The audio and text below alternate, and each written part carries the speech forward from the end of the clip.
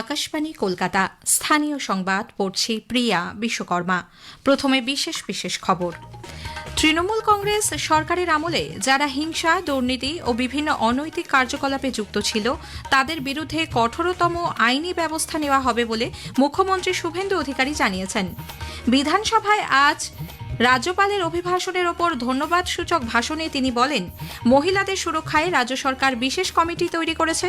সীমান্তবর্তী ৬০০ কিলোমিটার এলাকায় কয়েক মাসের মধ্যে বেড়া দেওয়ার কাজ সম্পন্ন হবে। রাষ্ট্রপতি দ্রৌপদী মুর্মু আজ নতুন দিল্লিতে ৬৫ জনকে পদ্ম পুরস্কারে সম্মানিত করেছেন।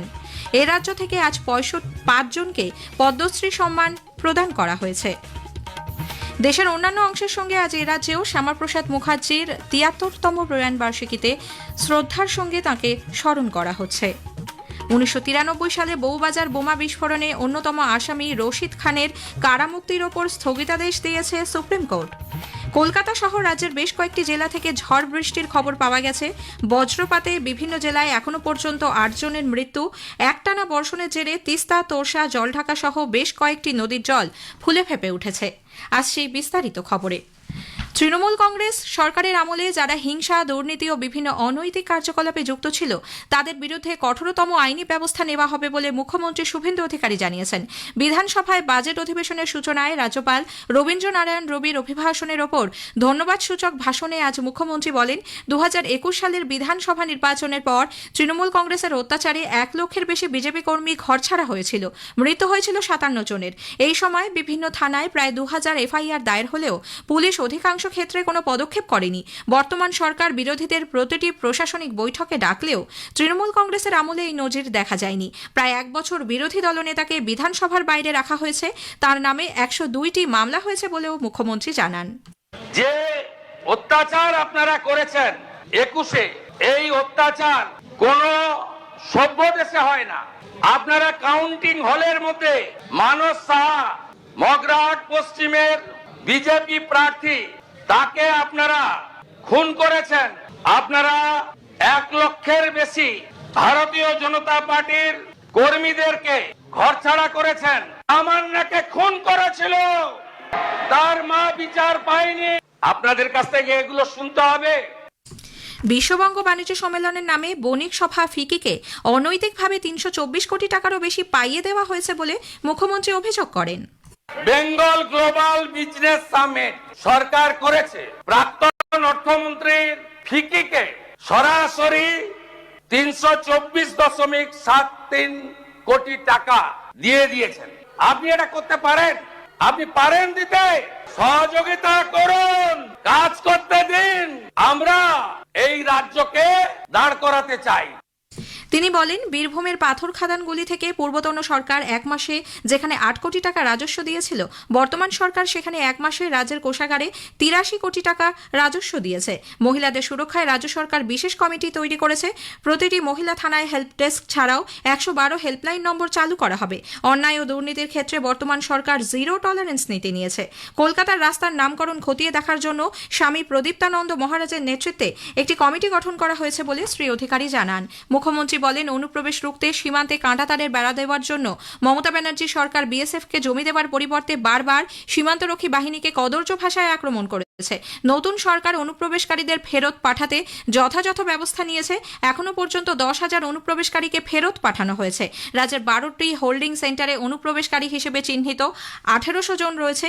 রাষ্ট্রের নিরাপত্তা এবং বাংলাকে সুরক্ষিত রাখতে সরকার দৃঢ় প্রতিজ্ঞ বলে তিনি জানান। রাজ্যে নতুন সরকার সীমান্তবর্তী জেলাগুলিতে কাঁটাতারের বেড়া দিতে এখনো পর্যন্ত বিএসএফ এর হাতে ১৪২.৭৯ একর জমি তুলে দিয়েছে। সীমান্তবর্তী ৬০০ কিলোমিটার এলাকায় কয়েক মাসের মধ্যে ফেন্সিং এর কাজ সম্পূর্ণ হবে বলে তিনি জানান। সরকারি সম্পত্তি রক্ষায় আগামী বৃহস্পতিবার বিধানসভা অধিবেশনে বিল আনা হবে।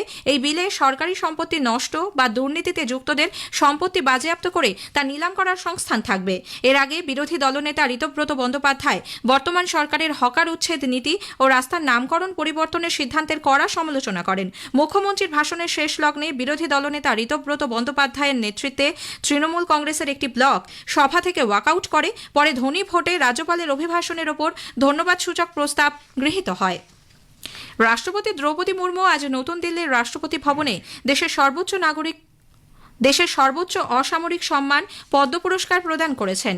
এই বছর সরকার পদ্মবিভূষণ, পদ্মভূষণ ও পদ্মশ্রী এই 3 বিভাগে সর্বমোট 131 জনকে সম্মানিত করেছে। আজকের অনুষ্ঠানে শ্রীমতী মুর্মু 2 জন পদ্মবিভূষণ, 7 জন পদ্মভূষণ এবং 56 জনের হাতে পদ্মশ্রী সম্মান তুলে দেন। এ রাজ্য থেকে আজ যাদের পদ্মশ্রী সম্মানে ভূষিত করা হয়েছে তাদের মধ্যে রয়েছেন বিশিষ্ট সন্তুরবাদক তরুণ ভট্টাচার্য, তাঁত শিল্পী জ্যোতিষ দেবনাথ, সাহিত্য ও শিক্ষাক্ষেত্রে অশোক কুমার হালদার, অধ্যাপক ডক্টর মহেন্দ্রনাথ রায় এবং রবিলাল টুডু। দেশের অন্যান্য অংশের সঙ্গে আজ এ রাজ্যেও শ্যামাপ্রসাদ মুখার্জির 73তম প্রয়াণ বার্ষিকীতে তাঁকে শ্রদ্ধার সঙ্গে স্মরণ করা হচ্ছে। শ্যামাপ্রসাদ মুখার্জির বলিদান দিবসে কলকাতার রেড রোডে আয়োজিত মূল অনুষ্ঠানে শ্যামাপ্রসাদ মুখার্জির মূর্তিতে মালা দিয়ে শ্রদ্ধা জানান মন্ত্রিসভার সদস্য জগন্নাথ চট্টোপাধ্যায়, হরেকৃষ্ণ বেরা, দীপক বর্মন প্রমুখ। কেওড়াতলা মহাশ্মশানে এক অনুষ্ঠানে শ্যামাপ্রসাদ মুখার্জির মূর্তিতে মালা দিয়ে শ্রদ্ধা নিবেদন করেন বিজেপির রাজ্য সভাপতি শ্রমিক ভট্টাচার্য। তিনি বলেন, শ্যামাপ্রসাদ মুখার্জি বিভাজনের রাজনীতির বিরুদ্ধে রুখে দাঁড়িয়েছিলেন। অনুষ্ঠানে উপস্থিত ছিলেন মুখ্যমন্ত্রী শুভেন্দু অধিকারী, অর্থমন্ত্রী স্বপন দাশগুপ্ত। হাজরা মোড়ে এই উপলক্ষে আয়োজিত রক্তদান শিবিরে অংশ নিয়ে মুখ্যমন্ত্রী বলেন, রাজ্য সরকার পশ্চিমবঙ্গ সৃষ্টির ইতিহাস আগামী প্রজন্মের ছাত্রছাত্রীদের কাছে পৌঁছে দেওয়ার উদ্যোগ নেবে। কেওড়াতলা মহাশ্মশানের অনুষ্ঠানেও তিনি উপস্থিত ছিলেন। পরিষদীয় মন্ত্রী ডক্টর শঙ্কর ঘোষ ভারত কেশরী ডক্টর শ্যামাপ্রসাদ মুখার্জির জন্মদিবস বিধানসভার অভ্যন্তরে পালন এবং বক্তব্য সংকলন করার জন্য অধ্যক্ষের কাছে আবেদন জানিয়েছেন। এ ব্যাপারে তিনি আজ অধ্যক্ষকে একটি চিঠিও দেন। উচ্চশিক্ষা দপ্তর আজ থেকে 6 জুলাই পর্যন্ত শ্যামাপ্রসাদ পক্ষ পালন করবে বলে জানিয়েছেন উচ্চশিক্ষা মন্ত্রী জগন্নাথ চট্টোপাধ্যায়। রেড রোডে শ্যামাপ্রসাদ মুখার্জির মূর্তিতে শ্রদ্ধা জানিয়ে তিনি বলেন, পশ্চিমবঙ্গ তৈরির ইতিহাসে এতদিন উপেক্ষিত নায়ক হিসেবে রয়ে গিয়েছিলেন শ্যামাপ্রসাদ মুখার্জি। তাঁর আদর্শ এবং কাজকে স্বমহিমায় তুলে ধরতে প্রতিটি উচ্চশিক্ষা প্রতিষ্ঠানে তাঁকে নিয়ে আলোচনা, বিতর্ক সহ নানা অনুষ্ঠানের আয়োজন করা হবে।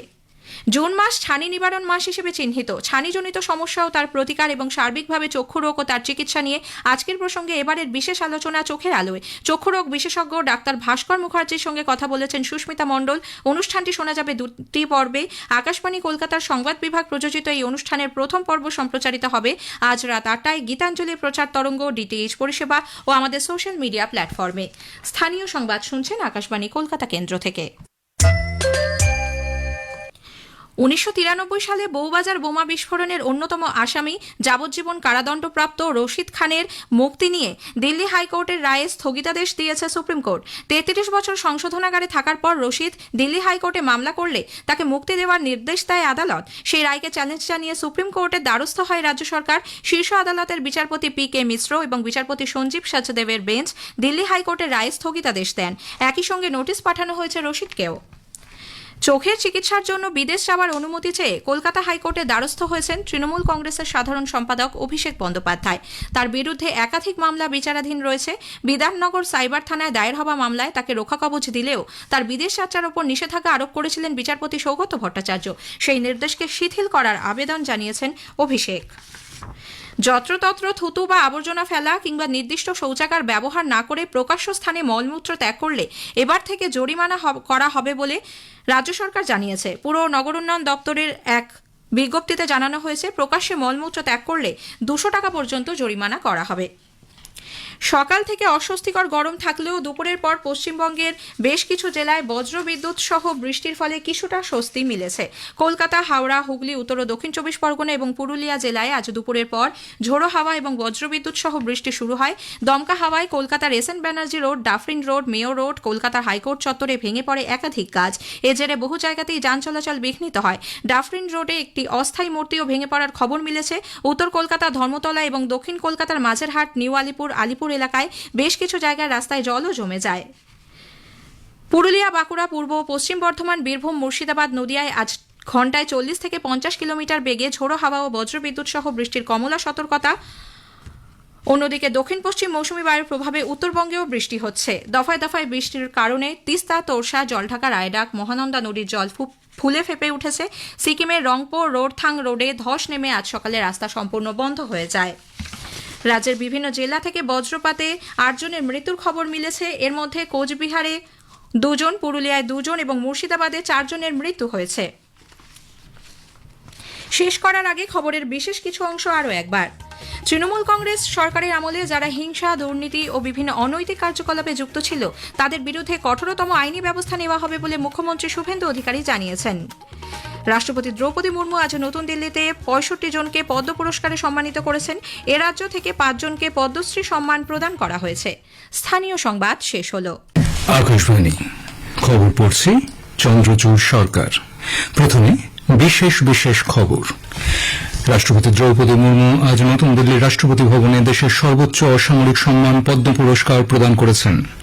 প্রধানমন্ত্রী নরেন্দ্র মোদী নাগরিক দেব ভব নীতির উপর জোর দিয়েছেন এবং শাসন ব্যবস্থার কেন্দ্রবিন্দুতে নাগরিকদের রাখার জন্য সরকারি আধিকারিকদের আহ্বান জানিয়েছেন। পশ্চিমবঙ্গে অনুপ্রবেশ রুখতে রাজ্য সরকার বিএসএফ এর হাতে জমি তুলে দিয়েছে বলে জানান মুখ্যমন্ত্রী শুভেন্দু অধিকারী। কাতারে অগ্নিকাণ্ডে নিহতদের পরিবারকে তামিলনাড়ু সরকার 10 লক্ষ টাকা করে আর্থিক সাহায্যের ঘোষণা করেছে।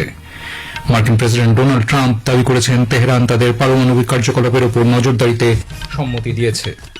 বিশ্বকাপ ফুটবলে আজ পর্তুগাল উজবেকিস্তানের বিরুদ্ধে এবং ইংল্যান্ড ঘানার মুখোমুখি হবে। আসছি বিস্তারিত খবরে।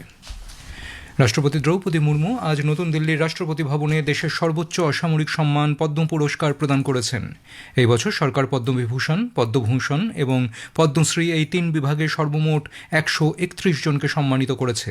আজকের অনুষ্ঠানে রাষ্ট্রপতি 2 জন পদ্মবিভূষণ, 7 জনকে পদ্মভূষণের পাশাপাশি 56 জনের হাতে পদ্মশ্রী সম্মান তুলে দেন। সাহিত্য ও শিক্ষাক্ষেত্রে প্রাক্তন বিচারপতি কে.টি. থমাসকে সমাজ সংস্কারমূলক কাজের জন্য পদ্মবিভূষণ সম্মানে ভূষিত করা হয়। অন্যদিকে টেনিস খেলোয়াড় বিজয় অমৃতরাজ, অভিনেতা মামুট্টি ও নেপথ্য সঙ্গীত শিল্পী অলোকা ইয়াগনিক রাষ্ট্রপতির হাত থেকে পদ্মভূষণ পুরস্কার গ্রহণ করেন। উল্লেখ্য, প্রতি বছর সাধারণতন্ত্র দিবসের দিন এই পুরস্কার ঘোষণা করে সরকার। শিল্প, সাহিত্য, শিক্ষা, খেলা ও সামাজিক কাজকর্ম সহ বিভিন্ন ক্ষেত্রে কৃতী মানুষদের এই পুরস্কারে ভূষিত করা হয়। প্রধানমন্ত্রী নরেন্দ্র মোদী নাগরিক দেব ভব নীতির ওপর জোর দিয়েছেন। তিনি নাগরিকদের দেশের শাসন ব্যবস্থার কেন্দ্রবিন্দুতে রাখতে সরকারি আধিকারিকদের আহ্বান জানিয়েছেন। নতুন দিল্লিতে আজ বিভিন্ন মন্ত্রক ও বিভাগের সহকারী সচিব হিসেবে নিযুক্ত IAS 2024 ব্যাচের 183 জন প্রশিক্ষণরত আধিকারিকের সঙ্গে মতবিনিময়ের সময় শ্রী মোদী তরুণ সিভিল সার্ভেন্টদের বিকশিত ভারত 2047-এর লক্ষ্যে দেশের যাত্রায় নেতৃত্ব দেওয়ার আহ্বান জানান। প্রধানমন্ত্রী তরুণ সিভিল সার্ভেন্টদের সুদৃঢ় লক্ষ্য, উদ্ভাবনী চিন্তা এবং নাগরিক কেন্দ্রিক শাসন ব্যবস্থার মাধ্যমে জাতি গঠনে নিজেদের উৎসর্গ করার আহ্বান জানান। অর্থবহ ও দীর্ঘস্থায়ী ফলাফল অর্জনের জন্য বিভিন্ন বিভাগের মধ্যে কার্যকর সমন্বয় অপরিহার্য বলে তিনি উল্লেখ করেন।